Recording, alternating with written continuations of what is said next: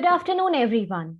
I, Gauri Dhyani, student of Delhi Metropolitan Education Media School, welcome you all to the day one of Symposium on Decoding the Union Budget of year 2023 to 2024. I also welcome all the viewers who are live with us. DME Media School, in its pursuit of providing world-class education to its students and to enhance their skills, have organized various events and initiatives which includes BG Varghese Lecture Series, Peer-to-Peer FDP, International Film Festival SIFI, International Conference ICANN, and Ritika Convention of Media Students. And newly added in this list, VIS, that is Vibrant India Series. As a tradition, where the Indian budget comes, it is the self-initiative of DME Media School to organize a two-day symposium on union budget so that the students can understand various aspects of the budget and understand the contemporary and economic development going in the country. Union budget keeps an account of the government's finances for the fiscal year that runs from 1st April of the current year to 31st March of the next year. According to the Article 112 in the Indian Constitution, the union budget of a year, also referred as an annual financial statement. It is a statement of estimated receipt and expenditure of the government for that particular year. The overall goal of the union budget is to achieve quick and balanced economic growth while ensuring social justice and equality. The budget highlights issues like resources, allocation, unemployment, and poverty reduction. This two-day symposium is aimed at helping the audience to understand the budget in a simplified way. On the first day of this symposium, we have Professor Dr. Amrish Saxena, Dean DME Media School, and Mr. Pramod Kumar Pandey, Assistant Professor at DME Media School, to address the gathering. Dr. Amrish Saxena is an internationally acclaimed media professional, researcher, author, anchor, political analyst, and film enthusiast. In DME, he is working as a professor and dean of the DME Media School, director of DME Studios and Production, director and coordinator IQAC. A media professional with diversity, Dr. Saxena has worked on all media platforms, that is print, radio, TV, films, and digital media for last 40 years. In print, he has held senior position in newspapers such as Aaj and Amrit Prabhat. In radio, he has been anchoring business programs Market Mantra on All India Radio FM Gold since 2001. In TV, he has closely worked with many eminent journalists. Mr. Pramod Kumar Pandey is an assistant professor at Delhi Metropolitan Education Noida, affiliated to Guru Gobind Singh Indraprastha University. He is a graduate from Guru Jambeshwar University, Hisar, and postgraduate from Guru Gobind Singh Indraprastha University main campus, where he was the entrance topper in 2009. He also qualified JRF and pursued PhD from Guru Jambeshwar University, Hisar, as UGC Junior Research Fellow. Mr. Pramod Kumar Pandey has various research papers to his credit and has been part of many national and international conferences and seminars. I now request Dr. Amrish Saxena, Dean DME Media School, to address the gathering. Thank you, Gauri. So this year we have entered the sixth edition of this endeavor, which we started in the year 2018. Obviously, before the Corona period, we were holding these sessions in the physical space, particularly in the auditorium, whenever the budget was coming. We were calling the student to the auditorium and we were discussing all about the budget, its provisions and all. We started this in 2018 and for 3 years it was happening in that space. When this Corona struck and in 2021 and 2022, we were holding these sessions in the online space. And this year also, we were planning to have it in the physical space, but in view of the university examinations happening and all, we were not able to do it in the physical space. So we decided to continue in the online mode only. And since 2021, when we started this online mode, then we converted this whole thing into a 2-day symposium by also involving one expert from the industry. Earlier, we teachers were discussing with the student, but then we decided that we can also give some value input to the students by inviting the real professionals working in this field. And from 21 till this date, our expert have been Dr. Sharad Kohli, who is a very eminent name in the field of economics or the finances or anything related to market or and all. And he is kind enough that every year he is giving us time, despite the fact that he can be seen on all platforms, all media platforms, all television channels, all radio channels, all newspapers, everywhere. He is there. So he is so much demand as an expert on business and economy. Now coming straight to the topic. So the basic thing that we do, that we try to uncode or decode the budget, because budget is some such thing which is in nowadays the way the media has expanded and the way the technology has expanded. It's not difficult to get the details of the budget. But what is difficult is to understand the budget, to extract the meaning out of whatever has been stated in those lines by the government. So what does it mean actually? What kind of impact those provisions will make, and how our life is going to be better or going to be adversely affected with whatever provisions have been made in the union budget. So that's important for each one of us. And it's not that it's a business or economy thing. So only the people who understand these issues or who have an expertise in these subject, they should know all about this. This is something which affects even the poor of the poorest persons. Even a beggar on the street is affected, whatever provisions are made in the in this union budget. And that is how it should be a matter of concern, matter of interest for everybody to know as to what all there in the budget. Now, coming to as to what exactly is the budget, how can we understand that what the budget is? Budget is, in fact, a financial statement, right?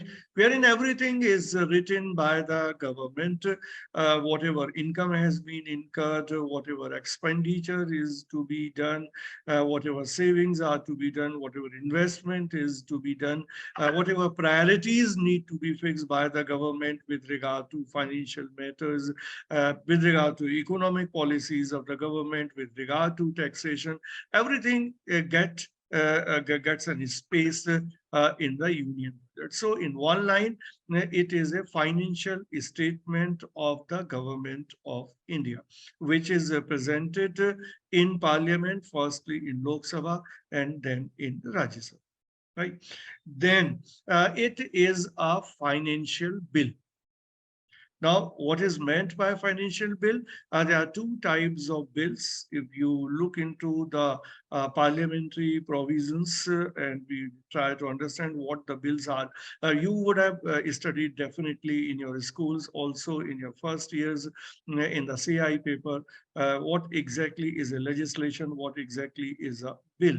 So bill is again can be made on any policy issue or any matters which has to be passed by both houses of parliament to be signed by the president, and then through the notification, through the gazette, it can be implemented. And there are two types of bills. One are the ordinary bills, and then there are financial bills. For financial bills, it is necessary that the bill is passed by both houses of parliament by 2/3 of majority. Whereas in the case of ordinary bills, it's a 50% of the strength of the house. So this is a financial bill. Union budget is a financial bill which has to be approved by Lok Sabha and by Rajya Sabha, both the houses, each one of the house by 2/3 majority of the house. Once it's done and once the president signs it, it comes into implementation, right? Now, there are three financial years which are involved in a union budget. Now, talking about this particular budget, and I will give you examples accordingly so that you can easily understand what does it mean. Uh, One thing which I believe everybody understands that this is a union budget for the financial year of 2023 and 2024. And what is the financial year? Financial year starts from 1st of April and it finishes on 31st of March. Till this date, this provision is there in our country. Though I can tell you this, that there's a debate for so many years that instead of following this financial year from March to April, we should go by the calendar year. Maybe in a year or two, the government decides to follow the calendar year. Maybe that becomes more easy. Calendar year starts from 1st of January to 31st of December. Okay, now this financial year, that is 1st of April 23, this year, finishing at 31st of March 2024. So this budget belongs to this financial year. This means whatever has been stated, whatever has been mentioned in this budget will come into implementation from with effect from 1st of April 2023. So there's the one financial year which is directly involved. Now, the other financial year which is there in the picture is financial year 2022-2023. Now, you can understand that this financial year, I mean, we are in February, this financial year 22 to 23 is not yet over, right? Now, what the government has to produce in the budget? Provisions for the next financial year and status of the finances of the ongoing, of the current financial year, that is 2020 and 2023, 22 and 23. But the financial year is not yet over. So whatever the government presents in parliament, that is a temporary picture, which is practically of the first 9 months of the financial year. First 9 months means starting from 1st of April 2022 to 31st of December 2022, because the third quarter, that is January, February, March 2023, is in progress. So the figures are not there available with the government. And I should tell you those for the people who do not understand this, a financial year is divided into 4 quarters. So this is the last quarter, last 3 months of the current financial year. So whatever would have been revenue would have been generated by the government, whatever expenses would have been incurred in 2022-23, that's a temporary picture, tentative picture, not the complete picture. Now, which financial year's complete picture will be part of the budget? That will be financial year 2021-2022. एक financial year जब पूरा होता है तो government के perspective से उस financial year की पूरी जानकारी को कंपाइल करने में, कंप्यूट करने में कम से कम 3 से 6 महीने लग जाते। तो मतलब जो 2021 और 22 में सरकार ने जो भी रेवेन्यू जनरेट किया, जो भी खर्चा किया, जो फाइनल पिक्चर इमर्ज हुई, कितना घाटा हुआ, कितना प्रॉफिट हुआ, क्या हुआ, ये पिक्चर सरकार के पास आई जाके जुलाई, अगस्त, सितंबर 2022 में। तो वो पूरी पिक्चर अब सरकार फरवरी 2022 में, फरवरी 2023 में हमारे सामने रख। तो इस तरह से there are 3 financial years involved, right? Now, as I told you that what the government will mention in the budget. So primarily 2 things. There are so many things, obviously, primarily 2 things, which the government puts in the budget. One, the expenditure, and 2, the revenue generation. of the previous years, and for the coming year means April 23 से March 24 तक, what will be the estimated expenditure? अभी estimation होगा कि एक साल में हम क्या खर्च करेंगे. So what will be the estimated expenditure that the government will tell us, which the government has told us in the budget, and what will be the revenue, उस expenditure को, उस खर्चे को करने के लिए पैसा कहां से आएगा, right? So उसके लिए tentative proposals कि from this head this money will be collected, from this head this money will be collected. So a complete tentative picture कि अगले फाइनेंशियल ईयर में इतना पैसा कलेक्ट होगा, इतना रेवेन्यू जनरेशन होगा और इतना खर्चा होगा. अब नाउ बजट को आप ऐसे समझिए कि खर्चा और आमदनी इनका लेखा जोखा है. ठीक है. जो हम सब करते हैं, हम ये तय करते हैं कि हम महीने में 1 लाख रुपए कमाएंगे, 1 लाख रुपए कमाएंगे और फिर हम हिसाब लगाते हैं कि हमारा खर्चा क्या क्या है. फिर हमने देखा कि हमारा खर्चा तो 1.5 लाख का हो रहा है और आमदनी 1 लाख की है, तो देयर इज एन इम्बैलेंस. इस इम्बैलेंस को हैंडल करने का काम ही सरकार बजट में करती है. क्लियर? ये जो इम्बैलेंस है हमारे एक्सपेंसेस में और हमारे इनकम में, इसको तो ये देश में कितना खर्चा होगा और देश के पास कितनी रेवेन्यू आएगी, इसका जो मिसमैच है, there is always a mismatch, there is always a mismatch. ये जो मिसमैच है इसको हैंडल कैसे किया जाएगा, यही काम सरकार बजट में करती है. तो सरकार ने हिसाब लगाया कि 1 लाख रुपए खर्च करना है और हमारी आमदनी 1 लाख रुपए से कम है, तो सरकार क्या करेगी, सरकार उसी हिसाब से टैक्सेशन के प्रोविजन करेगी कि जितना खर्चा हो रहा है. खर्चा कम नहीं कर सकती सरकार. क्यों नहीं कम कर सकती? क्योंकि डेवलपमेंट, अगेन बहुत कॉमन चीज है जो सब समझते हैं, डेवलपमेंट के लिए पैसा चाहिए, सड़कें बनाने के लिए पैसा चाहिए, पोर्ट बनाने के लिए पैसा चाहिए, एयरपोर्ट बनाने के लिए पैसा चाहिए, नौकरियां देनी है तो सैलरी देने के लिए पैसा चाहिए.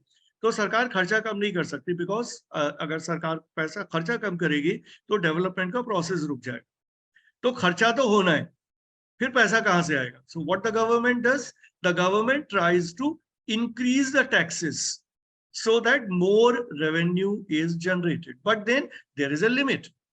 The government cannot tax us excessively, then there will be a hue and cry. तो government has to maintain a balance कि कितना खर्चा, कितना टैक्स कलेक्ट करें और जिससे लोगों पे बर्डन भी ना हो और हमारे जो डेवलपमेंट प्रोजेक्ट्स हैं, जो एक्सपेंडिचर है, वो भी मीट हो सके. तो ये जो बैलेंसिंग एक्ट है, यही बजट, खर्चा और आमदनी का बीच का बैलेंस. इस बैलेंस को करते समय सरकारें बहुत सक्सेसफुली भी कर लेती हैं, कभी कभी बैलेंस नहीं हो पाता, and there is a resentment among the people whenever the taxes are increased and all. तो ये जो खर्चे और आमदनी की चीज है, अभी मैं आपको इतना ही बहुत ब्रीफ में ही बताऊंगा. And then what the other thing that the government does, the government sets the priorities. एक सीमा से ज्यादा आमदनी नहीं बढ़ सकती, लेकिन खर्चा होना है, तो क्या करेगी, या अगर आमदनी नहीं है तो सरकार कुछ खर्चे को कम करेगी. मतलब जो डेवलपमेंट प्रोजेक्ट्स हैं उनको थोड़ा कुछ को करेगी, कुछ अगले साल के लिए होल्ड पे डाल देगी. एक तो ये काम हो सकता है. दूसरा काम ये हो सकता है कि तो जब ये होगा तब सरकार को ये तय करना पड़ेगा कि कौन सा काम करना है, कौन सा काम अभी रोकना है. This is all about setting the priorities. तो सरकार प्रायोरिटीज तय करती है. So this means that budget is not only an accounting exercise of the expenditure and the revenue generation, but it is also an exercise about taking a decision regarding development of the country. तो development वाला aspect इसमें बहुत important होता है, which the government handles. And also the budget also reflects what is the government's thought with regard to development and the growth. सरकार का की सोच क्या है विकास को लेके, ये भी बजट से तय होता है कि कहाँ प्रायोरिटीज है, किस काम को। हेल्थ में अगर पैसा दिया गया तो हमें समझ में आता है कि सरकार की प्रायोरिटी हेल्थ है। हम अगर एजुकेशन पे ज्यादा पैसा दिया गया तो पता लगता है कि सरकार की प्रायोरिटी एजुकेशन है। अगर डिफेंस पे ज्यादा पैसा खर्च हुआ तो समझ में आता है कि सरकार का काम देश की सिक्योरिटी पे ज्यादा ध्यान देना है। तो ये पूरा जो थॉट है, any government which is in power, what kind of thought it has with regard to country's development, security, and other related affairs. So budget also reflects that, right? So this is all about the budget. Yeah, one more thing I will tell you, then I will stop and I will request Pramod to make the presentation. But one more thing, that is about the economic survey. Budget is presented into two parts. One is the economic survey and another is the budget. Economic survey is normally presented in parliament one day, mostly one day in advance or 2 days in advance sometime, maybe. Right? So this means, there's a difference between economic survey and the union budget. Economic survey is in fact the tells us the thought process of the government. It's a white paper kind of thing, or it's a we can say the thought paper of the government. Government सोचती क्या है देश की economy के बारे में, वो हमारा economic survey, and then obviously all data and etc. is there, but that sets the mood, that sets the direction in which the union budget is to be made. तो जब एक दिन पहले अगर इकोनॉमिक सर्वे में जो होता है तो हमको सबको समझ में आ जाता है कि अब बजट में क्या आने वाला, and then the final budget comes. Now this year's budget, it's a very long budget, Professor will be telling you and all. But then the interesting thing is that the main criticism of this budget, besides so many other criticism, is that it is less an accounting statement or the financial statement, and it has been presented more as a thought paper. तो इसमें thought बहुत ज्यादा है और जो hard facts हैं, जो statistics है, वो बहुत कम है. This is one of the major criticism which has been made. तो बहुत बड़ी ग्रीन रेवोल्यूशन की बात है और ये रेवोल्यूशन की बात है, बड़ी अच्छी अच्छी बातें हैं, लेकिन पैसा कहाँ से आएगा इसको लेके थोड़ी प्रॉब्लम है. तो ये this is one of the criticism. I will not tell you too many criticism of the budget, because here our objective is to understand what exactly is budget and what all is prescribed and how it's impacting us and how do we understand. Right? So I'm not going into further details. Certainly, we will take up the questions, I and Pramod Pandey. But initially, Pramod Pandey ji will be making a presentation detailing the complete budget, and wherever there will be required, I may make an intervention. Otherwise, I will prefer to listen to whatever he is presenting. And finally, after he is over with his presentation, we will take up the questions, and I and Pramod Pandey will jointly try to answer those questions. Thank you. Thank you so much, sir. Now I would like to call upon Mr. Pramod Kumar Pandey, Assistant Professor, DME Media School, to proceed with this session. Over to you, sir. Thank you very much, Gauri. Thank you very much, sir. मैं सबसे पहले आप सबको ये बताना चाहता हूँ कि the budget presentation is generally a very long presentation. और जब finance minister takes a lot of time in presenting the entire budget, winding it up in 15 or 20 minutes is a very difficult task. So I would be presenting the most, like visible or important points that were mentioned in the budget presentation of the finance minister. और उसके बाद जो भी उसके in between the lines जो भी चीजें हैं, उसके interpretations हैं, उसको कैसे समझना है, उसका क्या पॉसिबल इम्पैक्ट हो सकता है, नहीं हो सकता है, वो हम बात करेंगे. वो सर उसको डिकोड करेंगे because he is an expert at the economic and financial issues. He's been hosting a program for more than 2 decades now. So मैं आपके सामने जो present करूंगा, that is more about what the finance minister has presented in her budget presentation. I would start with some fun facts. I don't know how many of you know, but Dr. Nirmala Sitharaman holds a record for delivering the longest speech when she spoke for about 2 hours and 42 minutes while presenting the Union Budget 2020 and 21 on Feb 1, 2020. Now, with 2 pages still remaining, she had to cut short her speech and presentation because she was not well. तो सबसे लंबी जो budget presentation है उसका record doctor Nirmala Sitharaman के पास है, और ये मैं आपको बता दूं कि 2019 की जो उनकी प्रेजेंटेशन है ये उन्होंने उसी का रिकॉर्ड तोड़ा था, जहां पे उन्होंने 2 घंटे और 17 मिनट के लिए अपनी प्रेजेंटेशन रखी थी। इसके अलावा if we go by the number of words, doctor Manmohan Singh holds a record for the most words in budget speech with 18,650 words, जो उन्होंने 1991 में नरसिम्हा राव की गवर्नमेंट में उन्होंने प्रेजेंट की थी। 2018 में अरुण जेटली ने 18,604 शब्दों की जो बजट प्रेजेंटेशन थी उसके साथ सेकंड नंबर पे वो उनकी जो बजट स्पीच है वो आती है। अगर हम शॉर्टेस्ट स्पीच की बात करें, 800 वर्ड्स की जो स्पीच थी, that was the shortest budget speech ever that was delivered by the finance minister in 1977, जिनका नाम था हीरू भाई मुजली भाई Patel. That was delivered in 1977।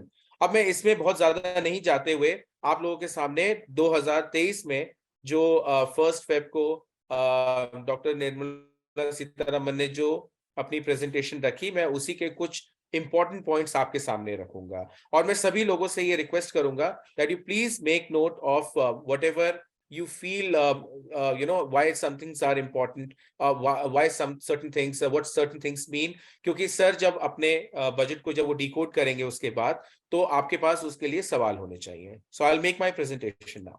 So this was the 5th budget presentation by the finance minister Dr. Nirmala Sitharaman, जहां पे अगर मैं उनकी पूरी स्पीच को डिकोड करूं तो she started off with the introductory part where she talked about the vision and the focus of budget 2023, where she said that the focus of the entire budget was on the vision of India at 100 years. उन्होंने बार-बार एक शब्द का इस्तेमाल किया, that is अमृत काल. So Amrit Kal is when India entered the 75th year of its independence. तो अगले 25 साल के लिए जो उन्होंने रोड मैप तैयार किया है, where they believe that it is going to be the period, the golden period for the Indian economy, उन्होंने उसको अमृत काल का नाम दिया है। तो उन्होंने अपने इंट्रोडक्टरी स्टेटमेंट में इंडिया के इस अमृत काल के बारे में बात करी, where she also claimed that the expected growth rate of India in the current year is to be 7%, जिसको उन्होंने कहा कि it is to be the highest amongst all major economies, considering the fact that there were 2 major problems that the entire world was facing at that point of time. जो उन्होंने 2 major road blocks की बात करी, उसमें एक था Ukraine war और दूसरा उन्होंने कोविड-19 के रिपल इफेक्ट्स के बारे में बात करी। सो उन्होंने ये माना कि इंडिया इस साल 7% की जो ग्रोथ रेट एक्वायर करेगा, जो एक्सपेक्टेड है, it is going to be the best amongst all the major economies, especially considering the number of problems that the world has faced and the 2 major problems, that is the Ukraine war and the COVID-19 effects.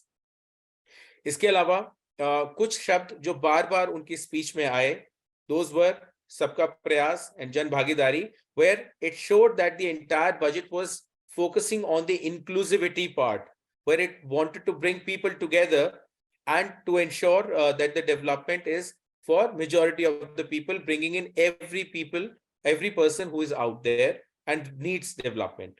Also, she talked about the world-class public digital infrastructure, where there was a special mention of the UPI, the CoWIN and UID. Special mention was done for the CoWIN, the number of COVID vaccines that were administered during the last 1 year. In addition to that, she also mentioned about the supply of the free food grains to 80 crore people for 28 months, showcasing commitment towards food and nutritional security. Also talking about the implementation of PM Garib Kalyan Anna Yojana with 2 lakh crore expenditure being borne by the central government. So she was focusing on how during the worst of the times, India managed to feed 80 crore of its people for 28 months with all the financial burden being taken care of by, or the expenditure being taken care of by the central government, which is nothing short of something extraordinary. Now, she also mentioned about the achievements since 2014, where there was a mention of the per capita income, which she said that it has doubled to 1.97 lakh per annum. Ab per capita income ko leke, there are a lot of talks, there are a lot of debates, there are a lot of questions that are being raised. अब मैं सबसे चाहूंगा कि आप ये question note करके रखें, और मैं अमरीश सर से भी चाहूंगा कि वो इस पर कैपिटा इनकम का the real per capita income और the projected per capita income और इसके पीछे की सारी सच्चाई के बारे में बात करें आगे. इसके अलावा she also said the Indian economy has increased in size from being 10th to the 5th largest in the world. She talked about how India has managed to take care of the sustainable development goals and has been able to maintain the pace with the best of the countries in the world. She also mentioned about the EPFO membership, which has doubled to 27 crores.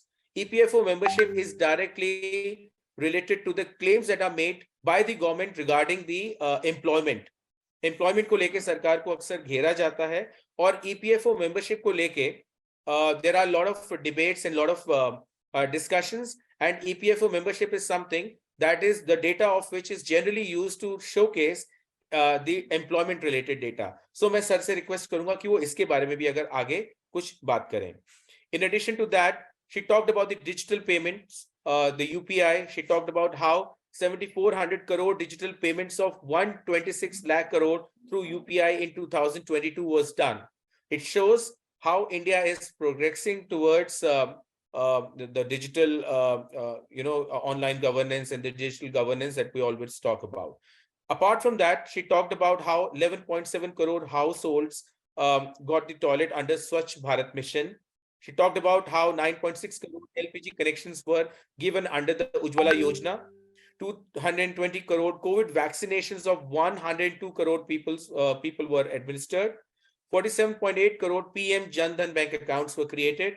How the insurance cover for 44.6 crore persons under PM Suraksha Bima and PM Jeevan Jyoti Yojana, and cash transfer of amount of 2.2 lakh crore to over 11.4 crore farmers under PM Kisan Samman Nidhi. So these were certain things that she talked about how things have improved since 2014. Then she talked about the priorities of the current budget, which is the guiding force referred to as the Saptarishi guiding us through the Amrit Kal. सप्तऋषि को उन्होंने इस तरह के principles को उन्होंने refer किया जो वो मानती हैं कि उनकी गाइडिंग फोर्स रहे हैं इस पर्टिकुलर बजट में, जो उनको अमृत काल में अपने डिजायर्ड ऑब्जेक्टिव्स और गोल्स को अचीव करने में हेल्प करेंगे. अभी क्या है? She talked about the vision India would require focus on 4 key areas. In 4 key areas को उन्होंने opportunities के तौर पे भी प्रोजेक्ट किया. ये 4 key areas are economic empowerment of women.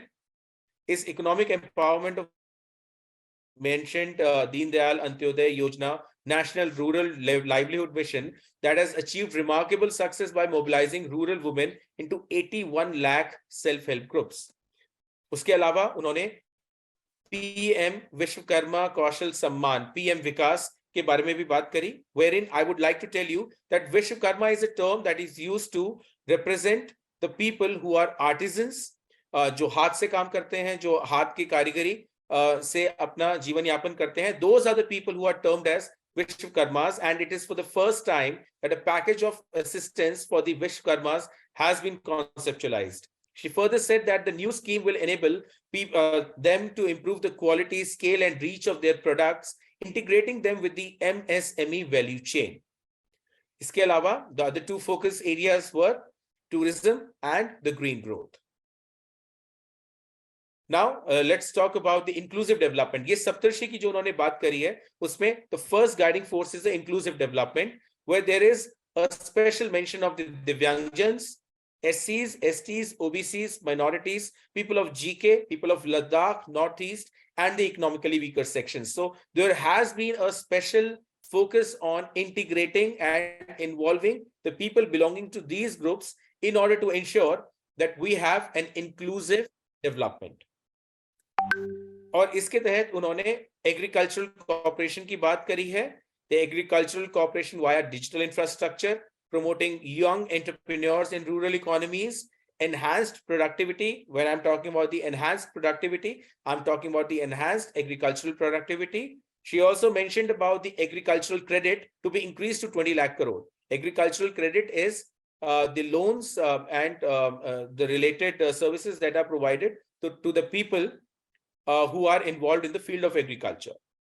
इसके अलावा हेल्थ एजुकेशन एंड स्किलिंग पे उन्होंने बात करी, जिसमें उन्होंने 157 new nursing colleges to be open alongside 157 new medical colleges opened since 2014. She also talked about encouraging collaborative research in the field of medicine. She talked about teachers training programs to meet the needs, and she talked about the National Digital Library for Children and Adolescents. There was a special mention about how the students have lost, because of they have been at the disadvantage because of the COVID lockdown. And since they were not able to go to the schools and they were not able to take face-to-face lectures, so there was a special mention of National Digital Library for Children and Adolescents to make them,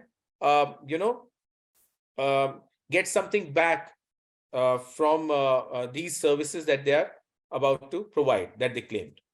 Then reaching the last mile, which means reaching to the last person available who requires help. She talked about aspirational districts and block programs, where she said that government has reached 500 blocks in the saturation of various essential government schemes, which means कि उन्होंने कहा कि सरकार 500 ऐसे blocks में पहुंच चुकी है जहां पे वो सरकारी एक एक सुविधा को पहुंचाने में सक्षम रही है. और इस पूरे बजट में उन्होंने इस नंबर को और भी बढ़ाने की बात करी है.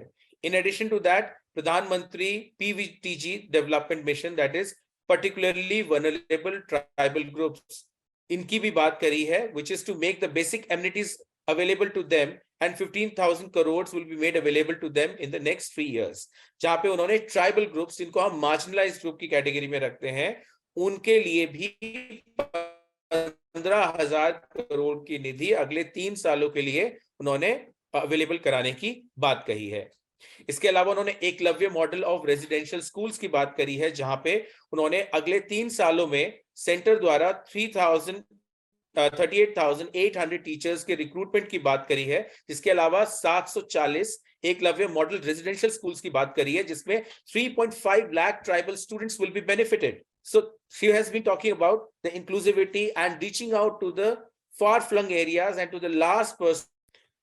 In addition to that, she talked about water for drought-prone areas, wherein there was a special mention to Upper Bhadra project, that is the drought-prone central region of Karnataka, जिसको सेंट्रल गवर्नमेंट द्वारा 5,300 करोड़ की financial assistance की बात कही गई है.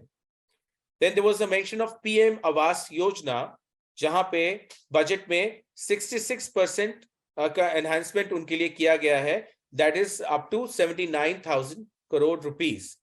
सो PM Awas Yojana के तहत लोगों को हाउसिंग फैसिलिटीज अवेलेबल कराने के लिए बजट में 66% जो बजट है वो एनहांस किया गया है to 79,000 crore.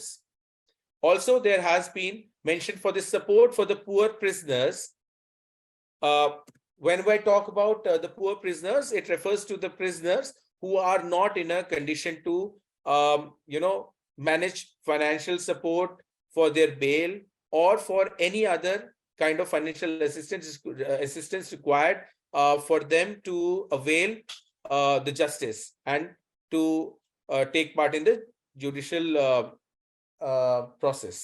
Apart from that, there has been talk of the infrastructure and investment, wherein there has been discussion on the capital investment as the driver of growth and jobs. Capital investment refers to the funding that the government is doing on various projects and different kind of developmental projects. So capital investment outlay is being increased from for the third year in a row by 33% to 10 lakh crore, which would be 3.3% of the GDP. This will be almost 3 times the outlay in 2019 to 2020.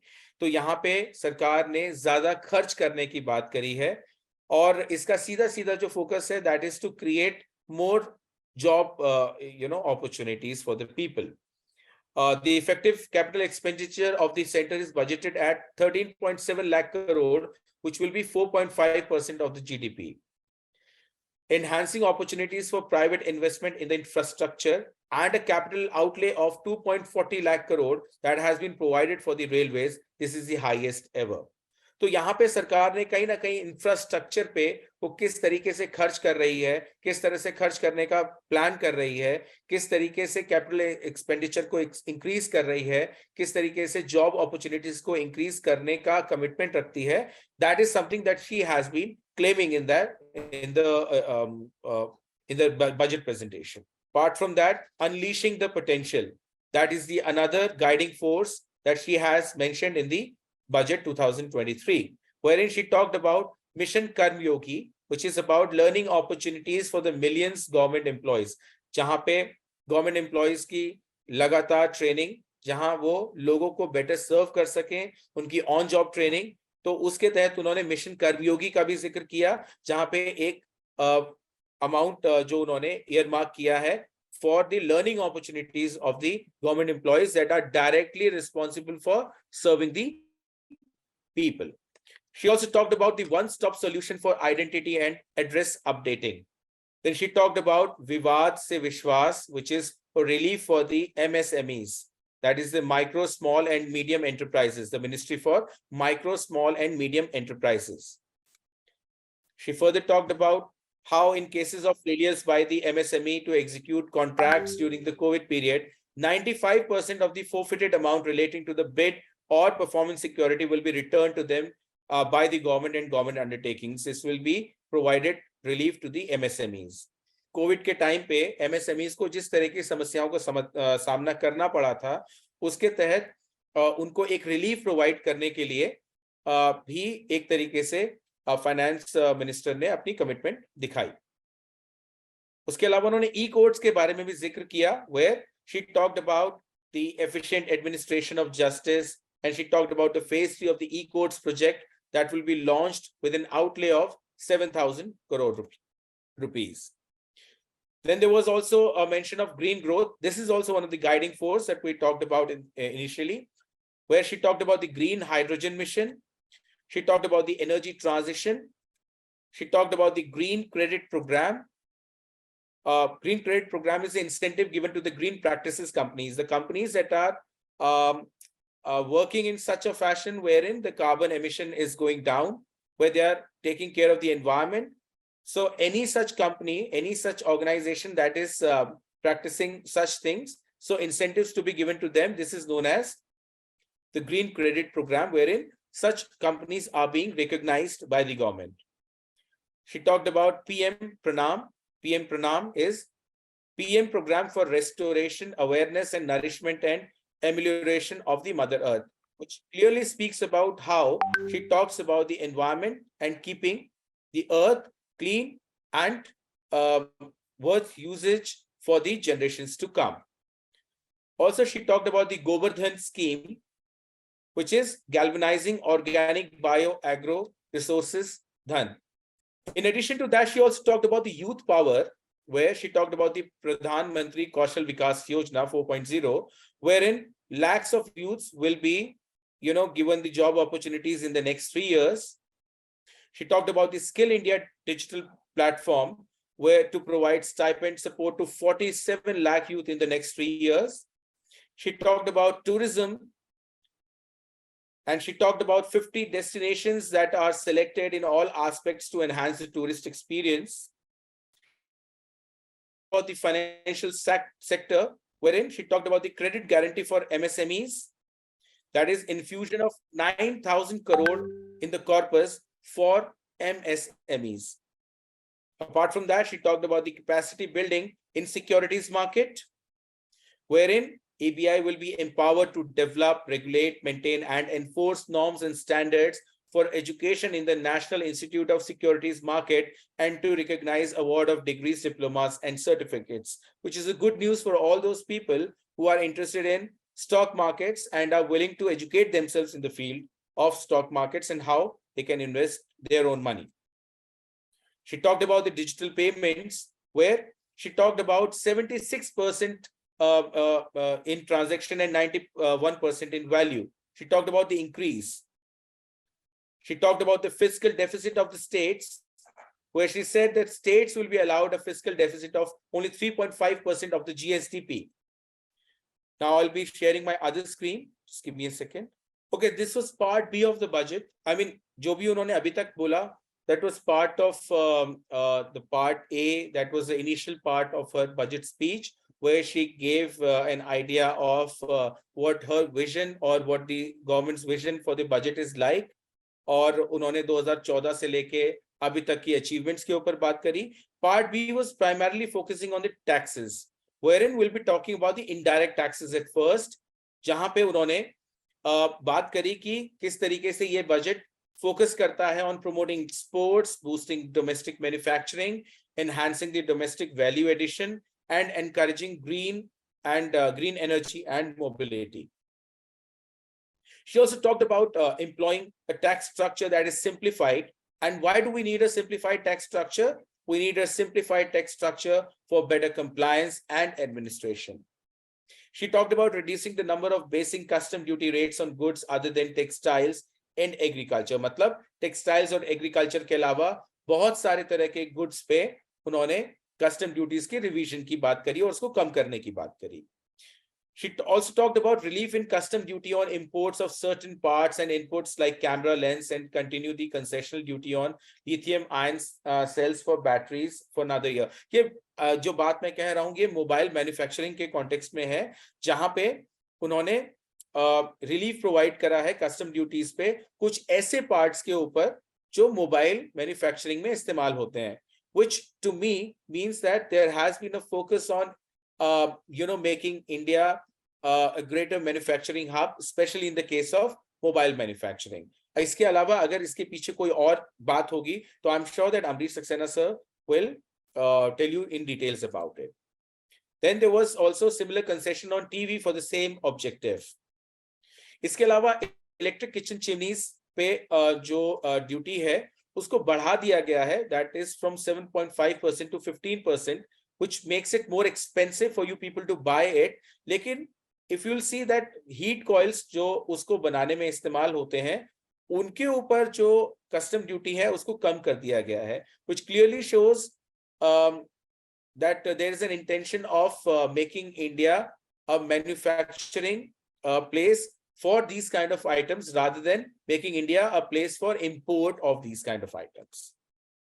इसके अलावा India is already, as I'm sure that you must be knowing, that India is known for its involvement with diamonds, and India cutting और diamond की polishing के लिए दुनिया के top countries में आता है. It's one of the biggest countries that is dealing with cutting and polishing of the diamonds. यहाँ पे अब उसमें natural resources की scarcity को देखते हुए lab grown diamonds के context में इंडिया इसको एक अपॉर्चुनिटी के तौर पे एक्सप्लोर करना चाहता है, जिसके कारण उन्होंने बेसिक कस्टम ड्यूटी को रिड्यूस किया है on seeds that are used in the manufacturing of lab grown diamonds, which means that India wants to see itself as a leader in terms of the diamond industry. तो यहाँ पे भी एक तरीके से उस पे कस्टम ड्यूटी को कम करके कहीं ना कहीं इंडिया को एक आगे करते हुए देखा गया है. इसके अलावा गोल्ड और प्लैटिनम के जो जिसको हम कहते हैं बार्स या जिसको हम गोल्ड के बिस्किट्स कहते हैं उसके ऊपर ऑलरेडी कस्टम ड्यूटीज जो है वो उनको इंक्रीज कर दी गई थी. अब उनसे जुड़े उनसे बने हुए आइटम्स और आर्टिकल्स पे भी जो कस्टम ड्यूटीज हैं वो इंक्रीज कर दी गई है.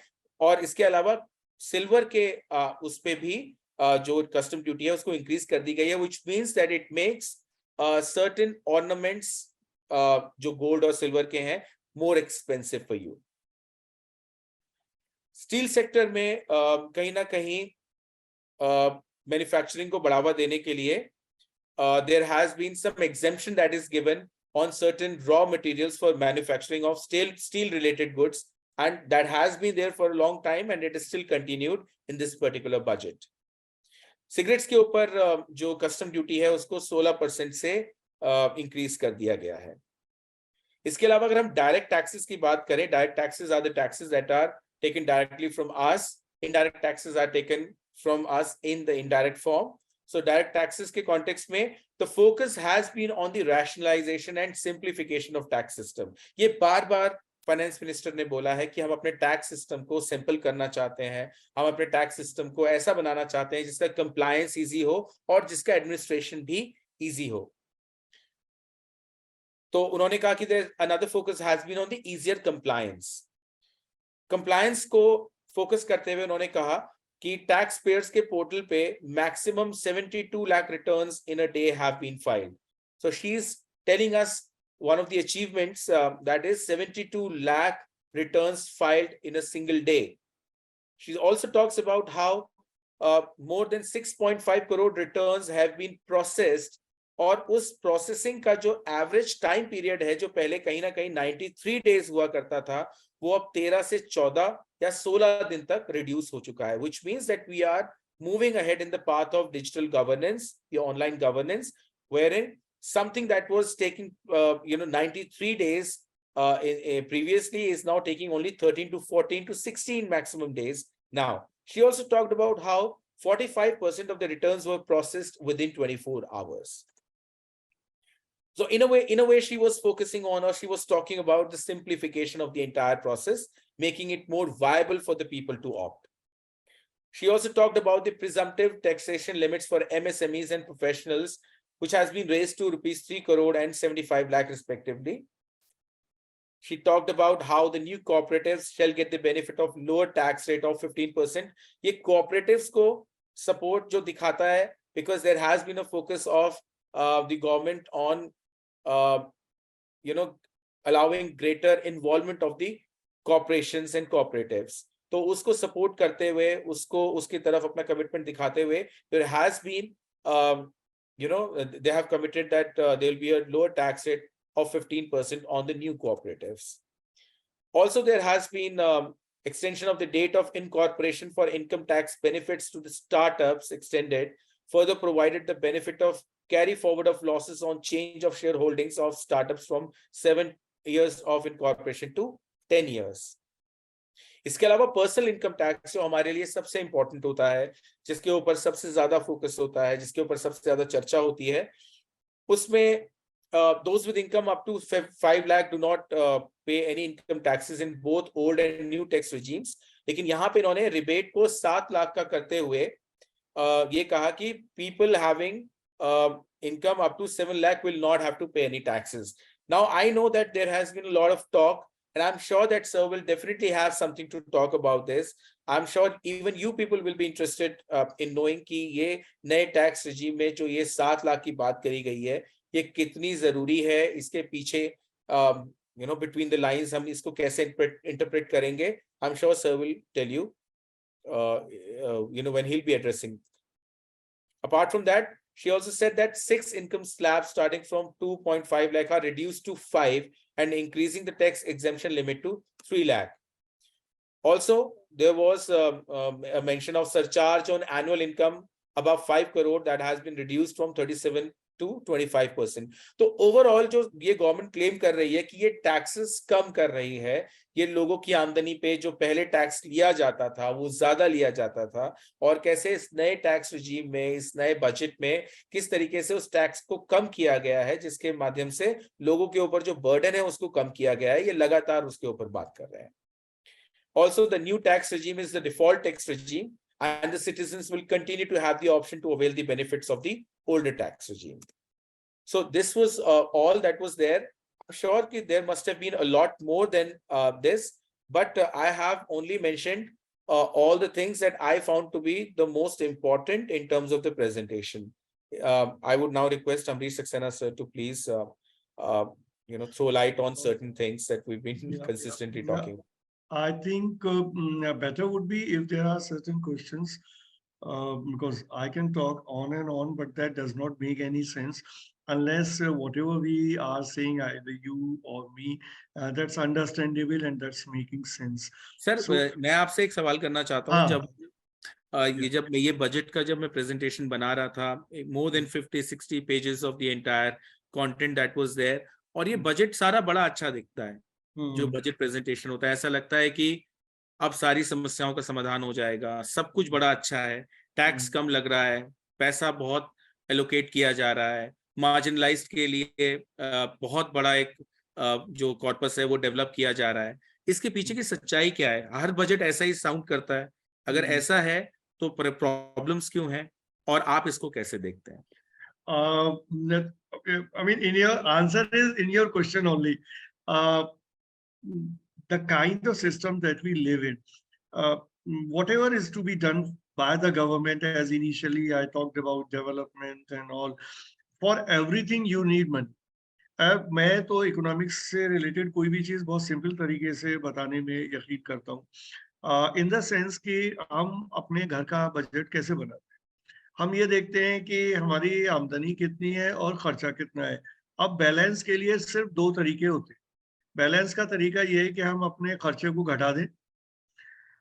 हम अगर किराए के मकान में रहते हैं और हमारी पॉकेट अलाउ नहीं करती, तो हम 50,000 की जगह 40,000 के किराए का मकान ले लें, 35,000 का ले लें, 10-15,000 सेव कर लें। या हम कुछ एक्स्ट्रा काम करें, आमदनी बढ़ा लें, कुछ वीकेंड पे काम कर लें, शाम को काम कर लें, आमदनी बढ़ा दें, तो जितना खर्चा है उसको पूरा कर दें। तो ये दो तरीके हैं, या तो एक्सपेंडिचर कम कर देना या खर्चे को, आमदनी को बढ़ा लें। अगर ये दोनों भी नहीं हो पा रहे, फिर आप क्या करेंगे? तब आप उधार लेना शुरू करेंगे। ठीक है, आपने 1,00,000 रुपए कमाया और खर्चा आपसे हो गया 1,20,000। अब 20,000 कहाँ से आए?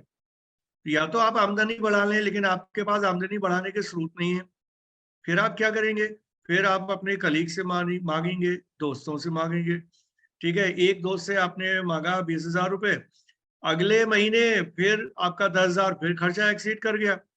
तो आपने जिससे 20 रुपए मांगा था, उसको 20 रुपए आपने दे दिया, 20,000 दे दिया, लेकिन 20,000 भी आपने, हो सकता है कि वो आपको ब्याज पे पैसा दे, फ्री में नहीं पैसा दे, तो आपने उस पर ब्याज भी दिया। फिर आपने दूसरे दोस्त से मांगा, फिर काम चलाया, फिर उसने भी 2 महीने बाद अपना पैसा वापस मांगा और उसने भी ब्याज ले लिया आपसे। अब आपने तीसरे आदमी से मांगा। आप अपने खर्चे और आमदनी में बैलेंस बिठा नहीं पा रहे, ना खर्चा कम हो रहा है, ना आमदनी बढ़ रही है, तो आप उधार पे उधार लेते जाते हैं। तो यही देश की हालत है। आपका खर्चा कम हो नहीं रहा, आमदनी बढ़ नहीं रही, अब आप क्या करेंगे? तो आप उधार लेंगे। तो हमारी पूरी जो अर्थव्यवस्था है, पूरी जो इकोनॉमी है, वो बारोइंग्स पे चल रही है, उधार पे चल रही है। कभी हमने वर्ल्ड बैंक से उधार ले लिया, कभी हमने जापान से उधार ले लिया, कभी अमेरिका से उधार ले लिया, हम सबसे उधार ले रहे हैं। और Indian economy is not something जहां पे उधार पे चल रहा है। दुनिया की सारी अर्थव्यवस्थाएं उधार पे चलती है, तो सारा कुछ बारोइंग्स पे है। और बारोइंग्स ले लेके आप बैठते, फिर वापस भी करना, रीपे भी करना है, रीपे इंटरेस्ट के साथ करना है। अब अगर आपके पास पैसा नहीं है रीपे करने का, किसी भी देश के पास या जैसे इंडिविजुअल के पास, तो क्या होगा?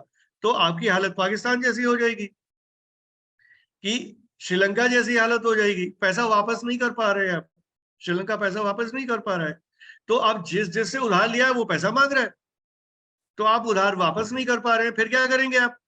then you will compromise any country, whether Sri Lanka, whether Pakistan, whether India, any country who is trapped in this situation has to compromise with its sovereignty. Sri Lanka की केस स्टडी देख लीजिए, Sri Lanka is not able to repay, और लंका और China से उसने पैसा उधार ले रखा है। चाइना कह रहा है कि ठीक है, पैसा नहीं दे सकते, कोई बात नहीं, 5 साल बाद दे देना, 10 साल बाद दे देना, 10 साल के लिए अपना पोर्ट हमें दे दो यूज करने के लिए। ठीक है, तो आपने अपना एक पोर्ट यूज करने के लिए दे दिया चाइना को, श्रीलंका ने। तो दिस फाइनली इकोनॉमिक जो मिसहैंडलिंग है, that leads to countries political security, unity, sovereignty, then आपको कहीं ना कहीं कंप्रोमाइज करना है, और वहां पे देश आपका फंस, जो पाकिस्तान का एग्जाम्पल आप देख लीजिए, अब फंस गए, पैसा नहीं है, तो सऊदी अरब से पैसा मांग रहे हैं, यूएई से पैसा मांग रहे हैं। आप अगर कभी भी फंस जाए एज एन इंडिविजुअल, पैसा नहीं है और फंस गए और आपको कोई पैसा देने वाला नहीं है, तो आप क्या करते हैं?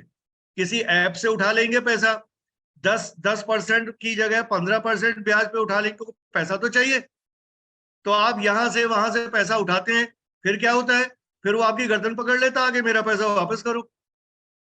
So this happens with the economy of any country. So India's economy is mainly based, जो कोई बात नहीं करता सीधी, India's economy is sustaining on borrowings. लेकिन borrowing कितनी करेंगे आप, कहां तक उधार लेंगे और कैसे वापस करेंगे, इसकी बात बजट में नहीं है। बजट में borrowings के बारे में बात नहीं हुई है, ठीक है। तो ये these are the problem areas. दूसरा है, आप खर्चा कम करिए, खर्चा कम करेंगे तो आपका विकास नहीं होगा। विकास का मतलब 10 की जगह 5 सड़कें बनेंगी, 5 नहीं बनेंगी, पैसे ही नहीं है। 5 पुल बनेंगे, 5 नहीं बनेंगे, तो फिर प्रॉब्लम होगी कि विकास नहीं हो रहा है। और जब विकास करना है तो पैसा चाहिए। पैसा आपकी तो अगर आप बारोइंग्स कम करना चाहते हैं तो क्या तरीका है कि revenue generation has to be increased. Revenue generation कैसे बढ़ेगा? टैक्स बढ़ाना पड़ेगा। टैक्स बढ़ाएंगे, जनता नाराज हो जाएगी। तो टैक्स तो any government, and this government also in this budget, what it has done, it has increased the taxes, but has given the impression to the people that the taxes have not increased. अब इसके लिए आप चाहे तारीफ करें कि कैसे सफाई से उन्होंने ये इंप्रेशन दे दिया कि टैक्स नहीं बढ़ा, चाहे उनकी आलोचना करें कि टैक्स क्यों बढ़ा लिया, क्योंकि अच्छा टैक्स नहीं बढ़ाएंगे तो काम कैसे, कहां से लाएंगे पैसा? टैक्स तो बढ़ाना ही पड़ेगा। आप ऐसे सिंपल चीजें देख लीजिए, 80 करोड़ लोगों को 2020 से फ्री में खाना खिला रहे। तो फ्री का मतलब क्या हुआ? जिसको खिला रहे हैं उससे पैसा नहीं ले रहे हैं, लेकिन पैसा तो खर्च हो रहा है ना, पैसा भारत सरकार की जेब से जा रहा है। तो जब इतना पैसा भारत सरकार की जेब से जा रहा है, जो रिटर्न नहीं है, जो एक तरह से अनप्रोडक्टिव है, ये इन्वेस्टमेंट नहीं है कि आपने 100 करोड़ लगाया 200 करोड़ कमा लिया, ये तो एक्सपेंडिचर है। सो अगर इतना एक्सपेंडिचर 3 साल से भारत सरकार कर रही है तो उसको अपनी रेवेन्यू इंक्रीज करनी पड़ेगी, नहीं तो बैंकरप्ट हो जाएगी। रेवेन्यू इंक्रीज करेगी तो टैक्स बढ़ेगा, टैक्स बढ़ेगा तो जनता चिल्लाएगी। तो जनता को यह बताना है कि टैक्स नहीं बढ़ा, बट टैक्सेस हैव इंक्रीज्ड। सो अब कैसे बढ़े हैं, यही टैक्सेस कैसे सफाई से बढ़ाना है, यही सरकार का काम है। जो जनता को पता नहीं लगे कि टैक्स बढ़ गए, लेकिन टैक्स बढ़ गए, टैक्स तो बढ़ाना ही पड़ेगा, because more revenue is required for development, for repaying the debt, and for doing the social service, what you call the welfare of the people. आपको लोगों को खाना फ्री में खिलाना है, आपको दवाई भी फ्री में देनी, जो बिल्कुल सही है। मैं आई एम नॉट क्रिटिसाइजिंग कि नहीं करना चाहिए, बट देन ये करेंगे तो पैसा चाहिए, पैसा टैक्स से ही आएगा, तो टैक्स तो बढ़ाना पड़ेगा, whether you talk about direct taxes और indirect taxes. What the and regarding the taxation, since you were pointing out that time, I will talk about taxation. One important thing I will talk about, which I have asked even the people, the topmost people of the country who have introduced these taxes. There are two main bodies in the country. One is called the Central Board of Direct Taxes. दूसरी है Central Board of Indirect Taxes and Customs. तो central board of direct taxes basically individual taxes के बारे में, income tax के बारे में फैसले लेती है, और जो इनडायरेक्ट टैक्सेस है वो बाकी इनडायरेक्ट टैक्सेस में मेनली कस्टम्स है, एक्साइज है, आपका जीएसटी है, ये सारे टैक्सेस आ जाते, ठीक है। तो अब उन्होंने जो डायरेक्ट टैक्सेस है उसमें 7 लाख तक का तो टैक्स कम कर दिया, एक रिलीफ दिया कि 50,000 जो तक का, जो 2.5 लाख का रिलीफ था 3 लाख कर दिया, जिसमें कोई टैक्स नहीं है। फिर 7 लाख तक टैक्स, नो टैक्स कर दिया, बट 80C और 80D को उससे बाहर कर दिया। मतलब आपकी सेविंग्स, आपका पीएफ का पैसा, आपके LIC की policy not included, health policies not included. So this means this is a, as per my interpretation, this is a discouragement to savings. जो CBDT के चेयरपर्सन है उनको मैंने ये सवाल किया, ही सेड कि नहीं लोग समझदार हो गए, उनको मालूम है कहाँ खर्च करना है. But then I asked, this is a disincentive to savings. Saving, वो कहने लगे सेविंग्स की वजह से लोग सेविंग्स करते हैं, even though they do not require that. But I said कम से कम सेविंग्स करते तो हैं, तो जब आपके पास मुश्किल समय होगा वो सेविंग्स पास में है. तो अब चूंकि उस पर कोई रिबेट नहीं मिल रही है, तो अब लोग क्या करेंगे, लोग स्टॉक मार्केट में जाएंगे, म्यूचुअल फंड में जाएंगे. And stock market is a risky preposition. तो स्टॉक मार्केट में के लिए आप पैसा लगाया, पैसा आपका डूब गया, आपने LIC में पैसा रखा नहीं, अब जरूरत पे पैसा कहां से आए. So these are the things, but then this is part of the, this is my thinking, my interpretation. But as per the government, this is part of the economic reforms. Economic reforms का मतलब ये है कि जितने भी rebates हैं, concessions हैं, इनको खत्म कर दीजिए and let the people on their own. ये आइडियली सुनने में बहुत अच्छा लगता है किसी भी कैपिटलिस्ट इकोनॉमी में, बट इन ए कंट्री जहां पर 80 करोड़ लोग फ्री का खाना खा रहे हैं, मतलब वही लोग खा रहे हैं जिनके पास आमदनी नहीं है. तो अगर 140 करोड़ में 80 crore people are hand to mouth, and in a country of 140 crore population, whereas wherein the 6 to 7 crore people pay their taxes, income tax paid is by maximum 7 crore people out of 140 crore people. तो 7 करोड़ लोग जो पैसा देते हैं उससे 140 करोड़ का देश चलता है. So you can imagine कि what kind of economy we have.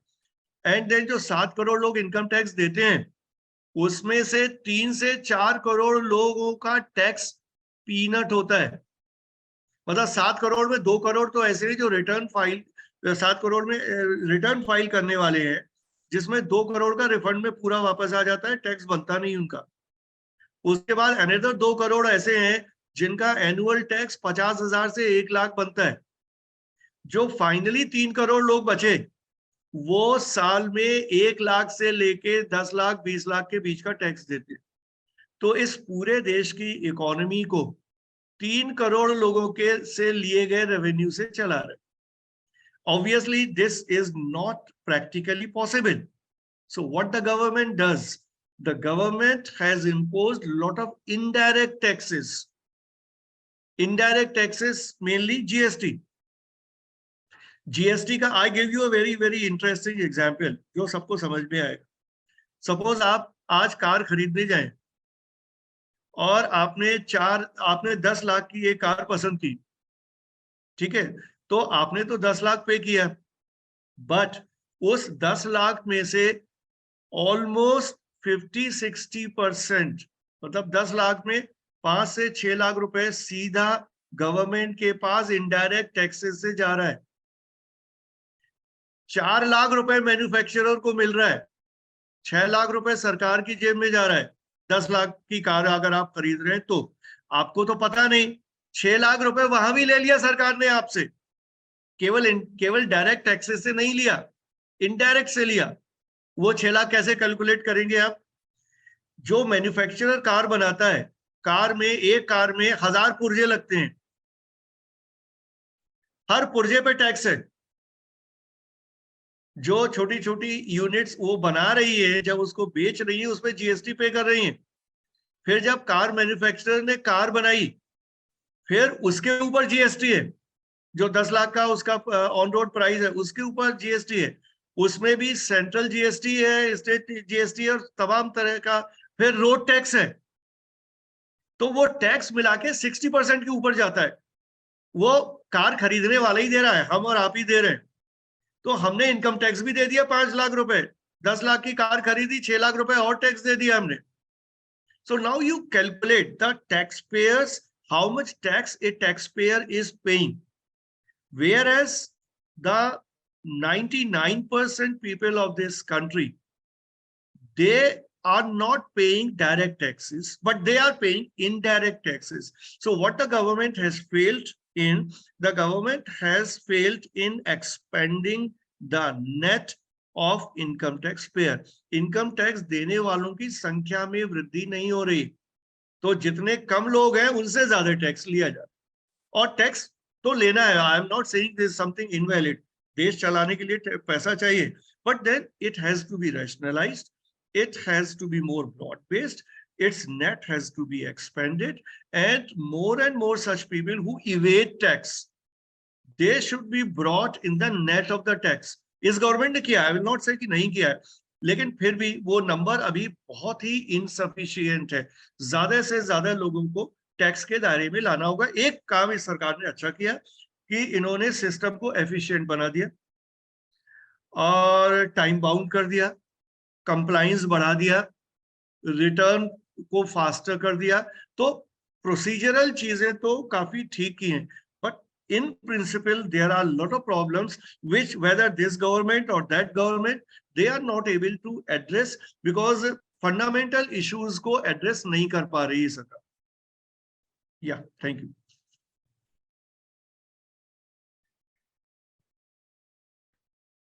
Thank you so much, sir.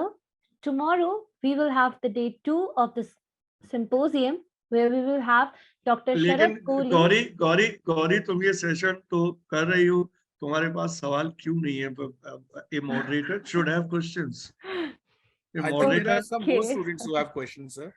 yeah, without question there is no point in having a session. Ashutosh Sinha is there who will be asking a question, I think. We have Manya Pandey who also has a question. So, can I ask? Sir, last year government introduced new tax regime, but later on now they change it. So I just want to ask why they change and what's the beneficial for common man? No, government has not changed anything. The Tax new regime. tax regime, the tax regime which was introduced perhaps in 2021 is retained. In 2021 new regime was introduced, so दोनों regime चल रही हैं. कोई regime खत्म नहीं हुई, old regime भी है, new regime भी है. अभी जो budget introduce हुआ है उसमें there are certain changes which have been introduced in the old regime and there are certain changes which have been introduced in the new regime. दोनों regime चल रही हैं, दोनों regime में अलग-अलग कुछ changes introduce किए गए. And a person has a choice either to choose the new regime or to continue in the old regime. ठीक है? But एक बात जो सरकार ने नहीं बताई और कभी बताई भी नहीं. Once you decide to change from old regime to new regime, उसके बाद अगले साल अगर आप चाहें कि नहीं अब पुरानी regime में ही चलते हैं, नया ठीक नहीं है, you will not be able to do that. अगर आप एक बार ओल्ड से न्यू में चले गए तो फिर आप वापस ओल्ड में नहीं आएंगे, though the government has not given any clarification on this. ठीक है, बाकी regime दोनों है. हाँ, बट गवर्नमेंट ये नहीं चाहती कि आप फ्री जो हमारे जो सेविंग्स है वो फ्री मार्केट में जाए, जाके सेविंग से होके तो पुश ज्यादा मिले इकोनॉमी को. गवर्नमेंट तो चाहती है कि ओपन मार्केट में जाए पैसा. हाँ, उसमें कोई दिक्कत है? दिक्कत है भी नहीं भी है, दोनों बातें हैं. There is a risk involved. So common man जो महीने में 20,000 कमाता है, 30,000 कमाता है, 40,000 कमाता है, क्या उसके पास रिस्क एपिटाइट है? और अगर है तो कितनी? आपने 40,000 रुपए महीने कमाते हैं और आप 20,000 रुपए LIC की पॉलिसी हर महीने दे देते हैं या 10,000 की दे देते हैं. अब आपने सोचा LIC बंद कर देते हैं, स्टॉक मार्केट में लगाते हैं. स्टॉक मार्केट में लगाया, 10 का 10,000 डूब गया. बट वो LIC में लगा तो सकता है ना. हाँ, उसकी मर्जी पे. नहीं, अब नहीं लगाएगा ना, क्योंकि न्यू रिजीम लिया तो वो कहता है आपको जरूरत ही नहीं है, सेविंग्स की। हम कोई रिबेट दे ही नहीं रहे आपको सेविंग्स पे। हाँ, बट वो अपना रिस्क फैक्टर देख के लगाए तो वो Indian dependence. Indian citizen India में अभी, आई am not having the exact statistics right now, अगर प्रमोद देख के बता दें, अभी भी स्टॉक मार्केट में कितने 5% 10% लोग भी नहीं होंगे। अराउंड 5 करोड़ के अराउंड है पूरे इंडिया में। हाँ, तो अगर इतने कम, इसका मतलब क्या है कि people in this country are not financially literate. तो जिस देश में लोगों के पास फाइनेंशियल लिटरेसी नहीं है, वो तो स्टॉक मार्केट में डूबेंगे ही। जिसके पास होगी वही बनाएगा ना पैसा, और जो सस्टेन कर पाएगा, जो सस्टेन भी कर पाएगा। इंडिया में पर कैपिटा इनकम की जैसे बात हो रही थी, इतनी पर कैपिटा इनकम जितनी भी है देख लो, बट आमदनी लोगों की बहुत कम है। कम आमदनी वाला तो को has to be play safe, क्योंकि जो एक्स्ट्रा मनी वही लगाता है, वेदर इट्स म्यूचुअल फंड और स्टॉक मार्केट, जिसका कुछ सरप्लस पैसा होता है, जो समझता है कि ये है क्या चीज, नहीं तो वो फंसेगा ही फंसेगा। तो उसके लिए आपको पर कैपिटा इनकम बढ़ानी पड़ेगी, उसके लिए लोगों का लिविंग स्टैंडर्ड बढ़ाना पड़ेगा, फिर आप चलाइए स्टॉक मार्केट को। लेकिन जहां इतनी ज्यादा गरीबी है, इतनी पॉवर्टी है, तो कैसे, I mean in such a you have to have though the government will say that they have prescribed both kind of regimes, the old as well as new, but then there are problems, and there has to be a balance between the investing in the open market, and investing in the open market is such a risky thing. आपको पता है कि अडानी का share हमेशा बढ़ेगा ही, आपने ले लिया और फिर वो आधा हो गया, फिर आप क्या करेंगे? तो ये जो रिस्क इन्वॉल्व है, हम तो कॉमन आदमी तो छोड़ दो, LIC इज इन ट्रबल, जिसके पास thousands and thousands of crore है, उसका भी पैसा डूब गया। So this kind of risk is involved. So we have to take some time before opening the economy to this level. India is a poor country, despite the fact कि हम ये मान लें कि जो भारत सरकार मानती है कि सबके पास गाड़ियां हैं तो देश अमीर हो गया, लेकिन सिर्फ उससे कोई मेजरमेंट होगा नहीं। Where there are people, 80 crore people who cannot feed themselves, this means we have to have, and then government does lot of things for poor people, I don't deny that, but then people are not on their own, they are dependent on the government. This means the growth is not happening. आप महीने में कुछ ना कमाएं, घर बैठे रहें और आपके माँ बाप आपको जिंदगी भर खिलाते रहें, इसका मतलब ग्रोथ नहीं हो रही ना, आपको खाना मिल रहा है। So unless people are there on their own, the economy will not grow, will not be considered growing in it. Yeah. Good afternoon, sir. Am I audible? Yeah. Okay, sir. As in the beginning, Pramod sir have told us about the Amrit Kal by our finance minister. So I wanted to ask that what is the relevance of it, and what is the concept of the Amrit Kal in today's budget? Amrit Kal is a political thing, not an economic. Economy का अमृत काल से कोई मतलब नहीं है, whether there is काल और no काल, उससे economy is based on hard things. कितने आपने पैसा कमाया, कितना सेविंग की, कितना इन्वेस्ट किया, कितना पैसा कमाया, कितना खर्च किया, कितना उधार लिया, कितना डेवलपमेंट हुआ, कितना स्टैंडर्ड ऑफ लिविंग बढ़ा, इसी से मतलब है अर्थव्यवस्था। बाकी कोई भी काल से मतलब, चाहे वो 15वीं शताब्दी हो, चाहे वो 21वीं शताब्दी हो, things will remain the same. Whether people, the living standard of the people is increasing or not. Economy grow कर रही है नहीं कर रही है, इसका सिर्फ और सिर्फ एक ही सबूत है कि क्या लोगों की लाइफ बेहतर हो रही है। बेहतर होने का मतलब इन टर्म्स ऑफ क्या लोगों के पास जॉब्स हैं तो क्या अच्छे जॉब्स हैं, क्या लोगों के पास अपना ट्रांसपोर्ट है, क्या लोगों के पास अपना मकान है, क्या लोगों के पास खाने के लिए न्यूट्रिएंट्स हैं, क्या लोग के पास ट्रेवल करने के लिए पैसा है। अगर है तो इकोनॉमी बढ़िया कर रही है। तो स्टैंडर्ड ऑफ लिविंग लोगों का क्या है, इसी पे डिपेंड करता है। उस काल को आप नाम कोई भी दे दीजिए, नाम से इकोनॉमी से कोई मतलब। Okay, sir. Thank you. Okay, I think Manya Pandey had a question. Hmm. Manya, are you there? And there is one more question in the chat box by Sonakshi Saneja. Okay. Okay, Gauri, if you can just read it for sir. Yeah, surely. Actually, the question is how this budget is pandemic prepared, and if something like lockdown happen again, does budget have any scope for it? No, it's a good question. The government has not increased expenditure on health. I am not having the handy data that you can check, but as far as I know, there is no increase in the health budget, whereas that should have been the priority after the lessons that we have learned from the pandemic.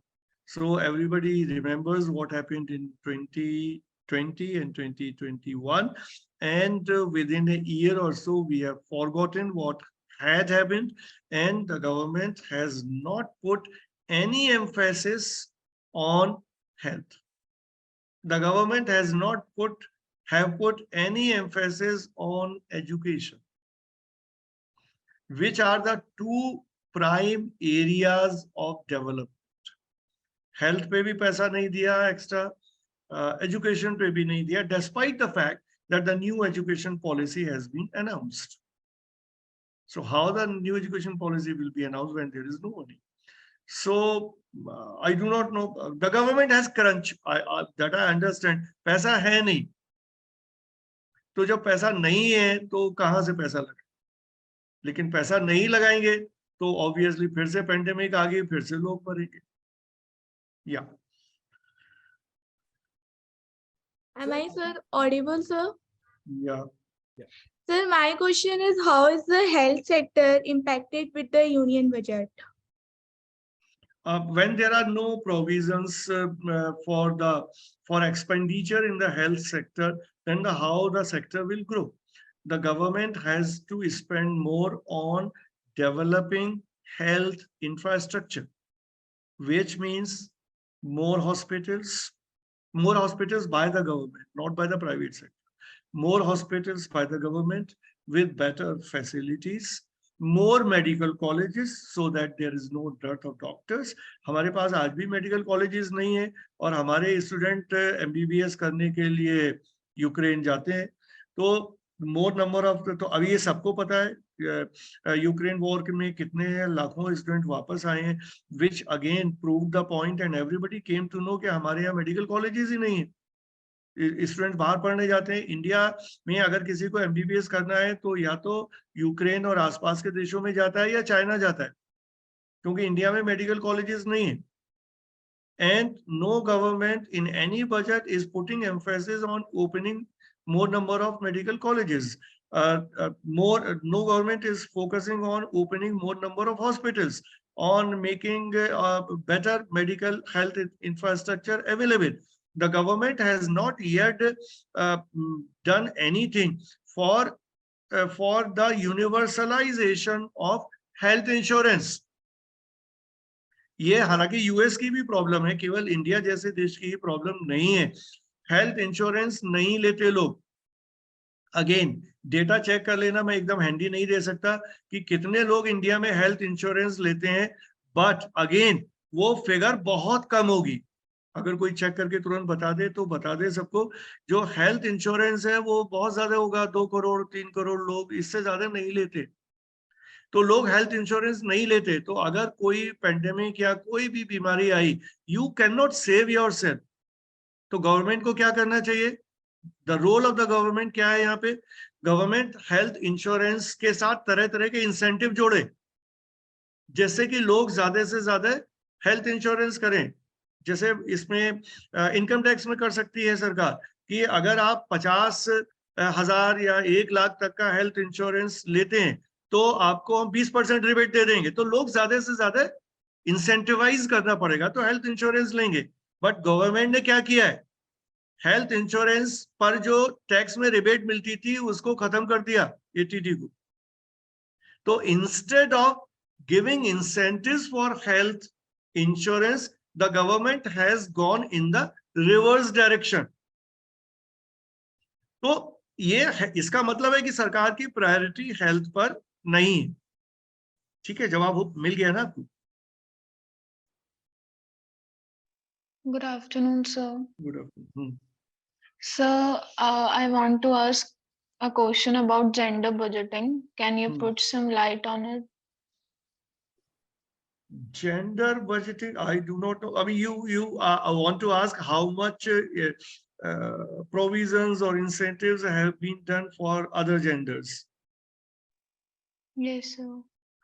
I have not found any such thing except a scheme has been announced, which is महिला Samman Nidhi or something, जहां पर आपको अगर आप वो invest करते हैं उसमें for 2 years or 3 years, then you are getting interest rates which are much more than the fixed deposits, fixed deposit rates and all.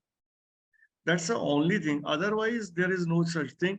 In fact, in our system, in our country, in our governments working, there is no emphasis on gender. Whatever is said and done, whatever is said is simply a lip service. No government is ever serious to do something for women and other gender. So that is how the budget also do not have any specific provisions as far as I have read. Yeah. Thank you, sir.